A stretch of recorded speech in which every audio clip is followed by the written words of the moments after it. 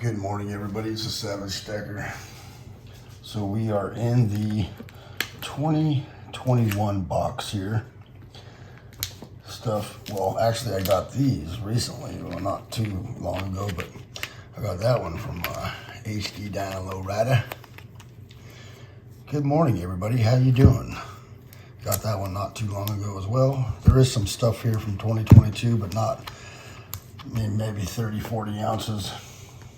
But most of this stuff is from 2021. All right, so we had something happen yesterday that is a little scary, and it got me to thinking about safety, security, and all those things. Now, there's a lot of new folks out there that don't know my channel that much. I have a Class A truck driver's license. I drive a water tender, and I do a lot of construction, but a lot of the time I fight wildland fires. And I'm trained to fight fires, and I do trainings every year, multiple times a year. And and we have a saying, it's LCES, which is lookout, communication, escape routes, and safety zones. And a big concern of mine is fires and trying to get my metals and kids and wife and everybody out of the house safely. And in doing so, let me get this one out. Oh, yes, beautiful lady there.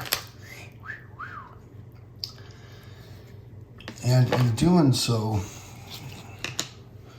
we have to, we gotta be prepared to be able to move quickly and swiftly and communicate and have a way to get out of the house. The first thing that's the most important is the safety of life. And getting my wife and the children out of the house safely, swiftly, and without injuries. The second thing would be to get out of the house with some way to rebuild our life if something happens. And that is secondary, that is not first. And I got to thinking about how hard it would be to get all this silver out of the house. Now this box I have right here, is 3 levels of heavy silver. It weighs roughly 100 pounds. And I had my wife pick it up yesterday. I said, hey, pick up that box and tell me if you can pick that up. And she grabbed it and she's like, I can't even pick that up. I said, yeah, that's a heavy box of silver. And I have 3 of them that weigh the same. One's probably about 80, the other one's probably 80 or 90 or 100. And there is going to be no way that my wife is going to be able to swiftly and safely get this stuff out of the house. So the reason why I bring this up is because yesterday at 11:42 in the morning, we had a 5.1 earthquake. I was on the job, and I'm driving up this dirt road. It's actually a rock road, and all of a sudden my truck, boom, boom, boom, boom, boom, bounces. And that usually happens when a rock comes out of my dualies, or there's a rock in the road and I hit it, or with the back wheels, and it just slams, bang, bam, bam. And I look back in the rearview mirror, and I even have a camera on that truck that's really good, and I don't see no rock. I'm like, I don't know what the heck that was. I get up to the top of the road, and here comes the project manager lady, and she's like, are you okay? You okay? I'm like, yeah, what's up? What's up? She's all, we just had a pretty sizable earthquake. I'm like, no shit. Now I know why the truck was bouncing. And I get up top, I get to the muster point, and working on fires for many years now, and then being on a construction site like that is at a dam with 2 muster points, And knowing that communication is like the second thing. First off, get eyes on whatever is happening, and eyes on your people, get a head count, whatever it is you got to do. And then second is communication. Well, they did not communicate well on that job. It was horrible, and I had to take control. I had to go and make sure that we had people going to this muster point, that muster point, this muster point. We had guys in the water with a crane, a giant crane, and the superintendent on the job is calling the foreman, and he's telling him to lower the boom on and get rid of the weight off of that crane. And I didn't hear anything, not one thing on the radio. So I had to take control, get on the radio and go, hey, we need a head count. Can we get a head count? Get everybody to their muster points and get a head count. We need somebody with a radio at each muster point and get a head count. Do we know exactly how many people are on this job right now? The foreman comes over and goes, we need a head count. I want everybody to the muster points. Now we're at the base of a dam. If that dam breaks, we're done. The whole town's done if that dam breaks, right? And we're working on the side of that dam. And it took them 40 minutes to get everybody to a muster point, because you got different crews there. You got the owner of the job, which is the Valley Water. You got the construction company, and then you got the inspectors, and then you have all these different factions to this job, and nobody is communicating. People are just walking on the dam. People are walking on the face of the dam. People want to see if there's any damage to the work we're doing, all these things. And instead of getting to our muster points, doing a head count, and calling it in. 45 minutes. Finally, I'm like, are we clear? Does everybody know where everybody's at? Are we missing anybody? And nobody, at the end of the day, nobody still knew the head count on that job. And I was like, wow, that is pretty pathetic. You guys have no idea on how to organize a muster point or safety for anybody on this job. And their one rule during that is nobody leave the job, because then if we can't find you, then we're calling you all day. We don't know if you're stuck underwater, or if you went off the road, if something happened. But nobody even knew who was there, how many people were there, people coming and going. It was just a mess. And I called my wife during that time. I said, hey, her phone wasn't working. She's like, well, I'm going to take off. I'm going to go pick up some things, make sure we got everything we need, because there's a bigger earthquake.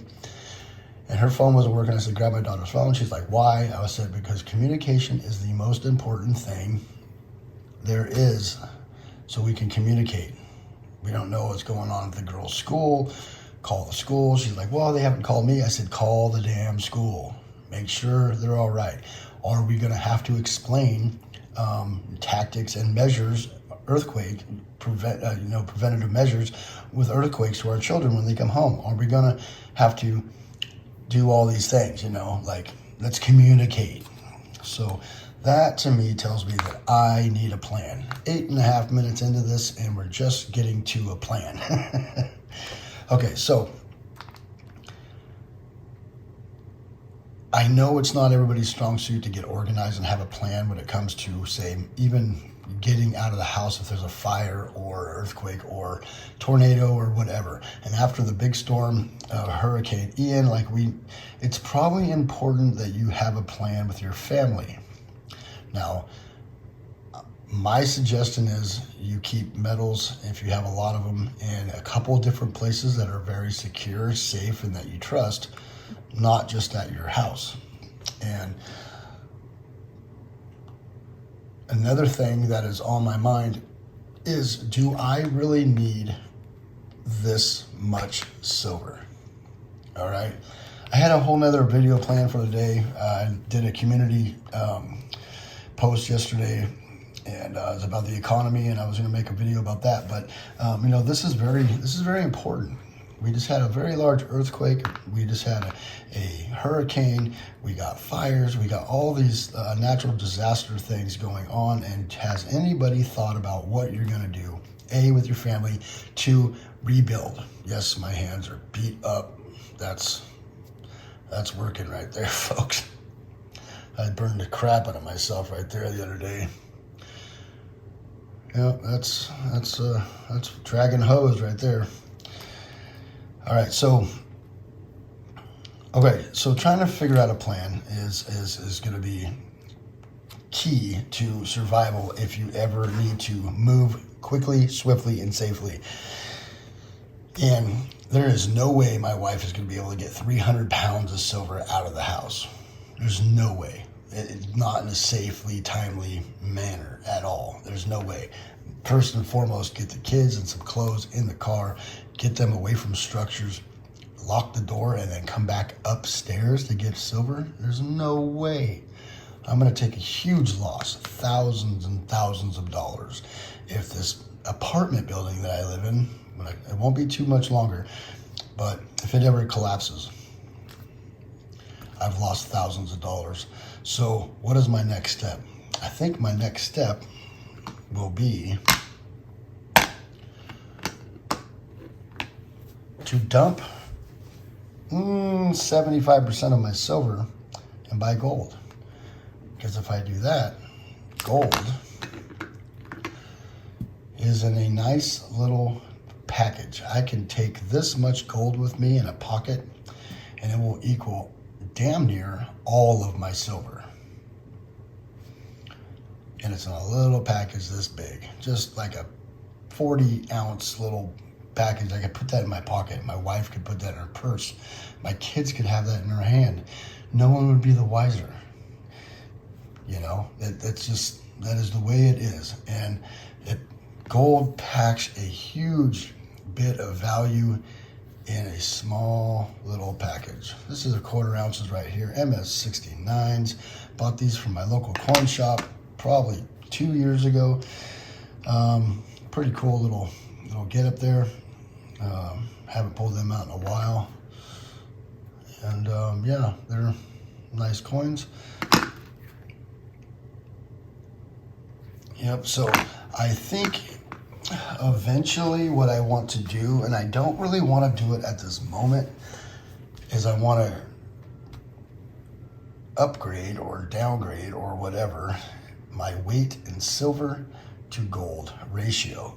So I want to take a lot of, pretty much all my silver and find out what's collectible, what's not, what's liquid, what's less liquid, whatever, and keep a lot of stuff that's liquid and my collectible stuff and keep that separate. And then the rest of all the generic crap, I'm going to get rid of it and buy gold, just because it's going to be a lot easier to move if something happens. My wife could grab it, put it in her pocket on the way out the door if something happens, like a earthquake, a fire, or whatever. And if we got to go and move quickly, I'd rather have 50 ounces of gold on us than try to move 3,000 ounces of silver. That's going to be rough. So, and I don't want to lose everything I've worked hard for. So I think that if it ever does, if the GSR, the gold to silver ratio, comes back down to a normal level, I'm going to be dumping a lot of my silver for gold. And I know a lot of people are going to cringe on that because of the speculative move with silver. If it ever goes to 50, 60, 75 million dollars an ounce, I can make all this gobs of money. But I never really did this to make money. I did this to be able to save and have some savings. And I also did this so I could, keep the value of my money that I'm making, so my wealth preservation program is going to be turning back into gold, and I'm okay with that. That is what I'm going to do when the GSR comes back down to a normal level. So I know, long video, long here, but I think it's a very important subject or conversation about, are you going to be able, I had a guy come on here the other day, I forget your name, bro, I really apologize. I did read your comment. I did not comment back because I got hard at work yesterday, but the guy has been stacking for years, and he has thousands upon thousands and thousands and thousands of ounces of silver. Now, I couldn't even imagine what it would take to try to move all that, let alone try to sell it all if he ever wanted to sell it. He has like 20,000 ounces of silver. Like, that's crazy. And 3,000 ounces is very heavy. I couldn't even imagine having like 20,000 ounces.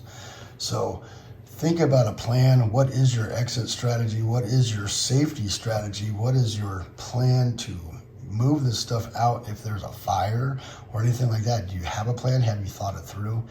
I think it's very important that you do so, and have a plan and an exit strategy and a communication strategy with your family. We have a muster point, 2 muster points that I know if I can't get a hold of them with a phone, I know where to go to find my family. If they're not at my in-laws, they'll be at 2 points that would be safe and out of the way and on our way out of town.